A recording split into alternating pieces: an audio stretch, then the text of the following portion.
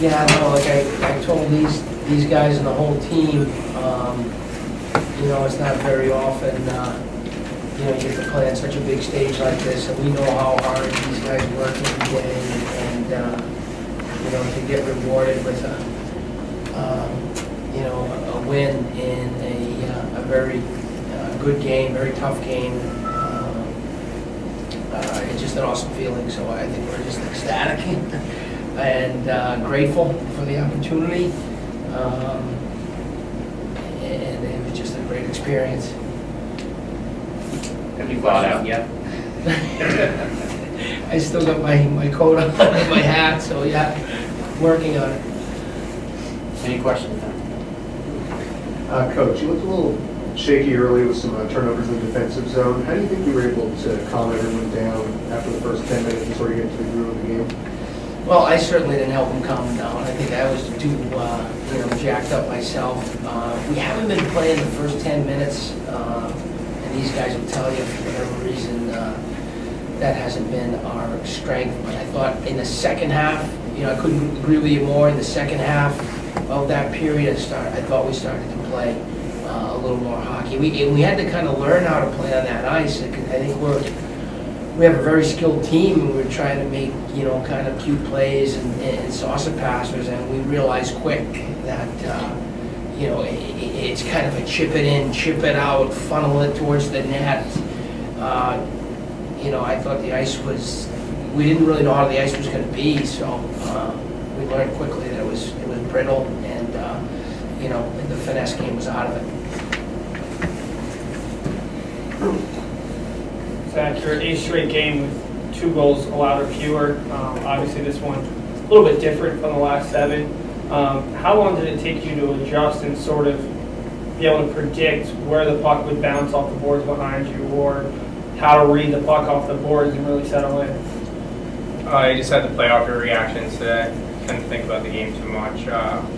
Pucks were bouncing everywhere. The wind was taking it everywhere, so you had to be really aware of you know, where the puck was going, and you know, just use your reactions. Coach, just you know, with the game tied, just it being such a hard-fought game, what was the mentality going into the third period? Just really keep it simple.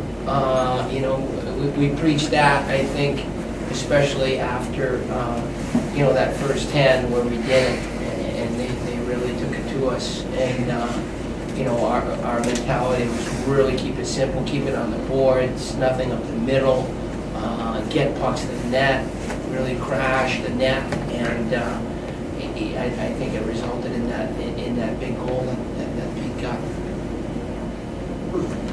Peter, take me through the game and go in the third period. What did you see happening? Yeah, it was just, we had the puck down low, me and Travis, and he always finds me, so I just tried to get to the front of the net, and he made a good pass coming around, and, you know, the ice, the puck was jumping everywhere, so I just tried to get a good stick on it, and luckily just bounced over short. You score a goal and you look up and you see, you know, monster or the baseball seats instead of sort of the normal hockey barn background. I mean, what's that like? What's that feel like? Yeah, it was definitely a surreal feeling. You know, being a kid from Boston, being able to play in this design is amazing. Coach, I asked Coach O'Neill from Salem State this also, but obviously the cold and the wind affected you guys physically, but I'm wondering how it affected your strategy as the game got longer and as you saw the way the puck was behaving. How did you compensate for the conditions? Well, when I woke up this morning and I dropped my daughter off at daycare, I texted my captains right away, and I said, you guys better buy those hand warmers that you're talking about, and you better, you know, I talked to my trainer, and we got stuff to cover the ears, and, you know, even, you know, gloves underneath the gloves. That was needed, and we kind of learned from there.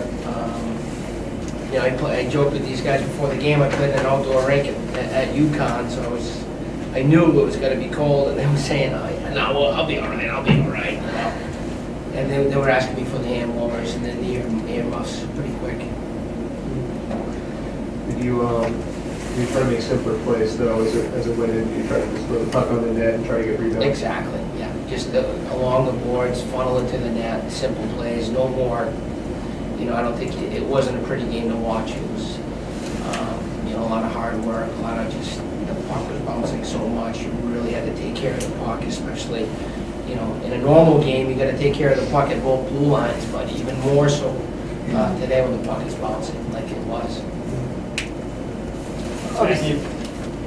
To any of you guys, obviously you've been thinking about this as a game and a game first for the past 6 months, knowing the rivalry with Salem State, but now that it's over and you can sort of think back to the past 24 hours, where does this rank on your list of hockey events or even events that you've experienced since you've joined college, especially coming away with the W? Number one, I'd say, pretty cool event. I woke up this morning, I couldn't wipe the smile off my face. Even last night, I watched the HBO 24/7 with Toronto and Detroit, and I was just watching it, and I just had this smile on my face the whole time. It was a cool thing. It was a lot of fun to be out there, and I'm from Florida, so I'm used to roller hockey, not outdoor ice hockey.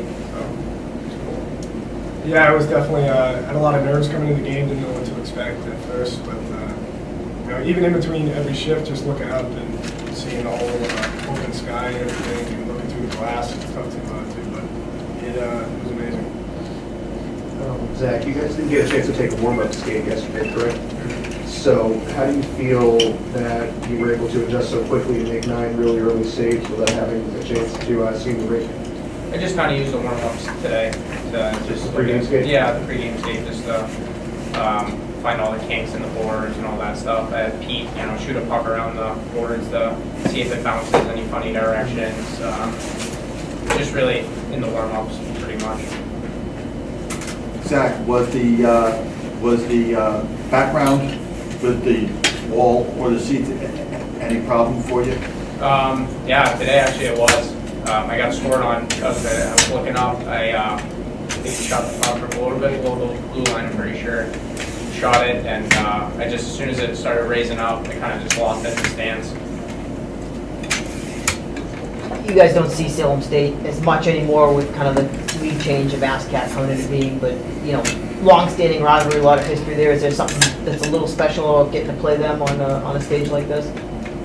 Yeah, I mean, I told these guys too before the game, we've never beaten them in our tenure, in my tenure, and, you know, I think the first 4 years that we played against them, 3, 4, maybe, I think it's 4, yeah, we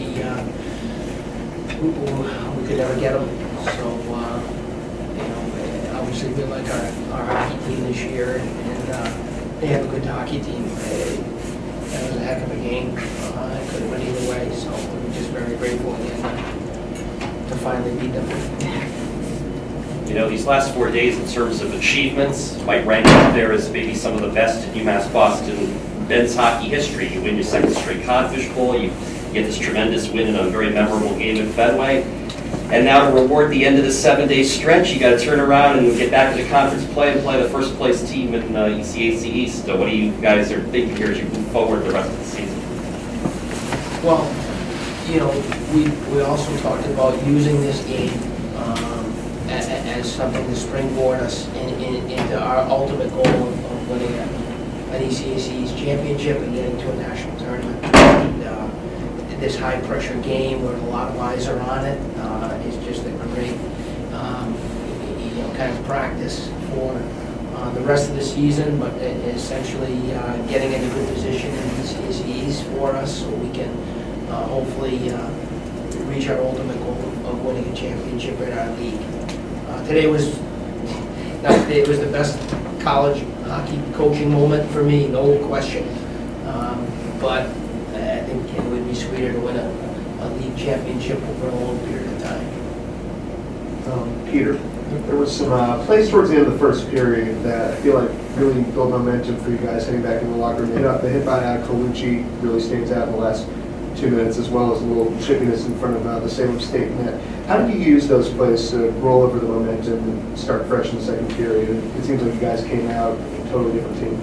Yeah, guys like Colucci and Houston, just when you guys are blocking shots and laying down their body, I mean, it gives you a good feeling that everyone's buying in, you know. And for a guy that I'm looking at to score goals, you know, if they're doing that, I guess it's my job. And you know, I think everyone came together today.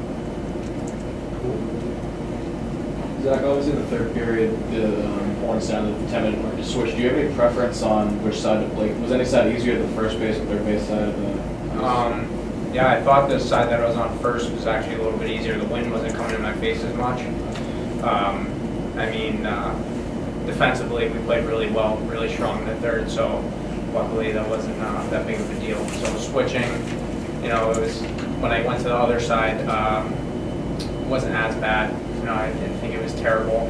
The wind kind of, it wasn't coming so much in your face, it was kind of swirling a little bit, so you didn't have to deal with it that much.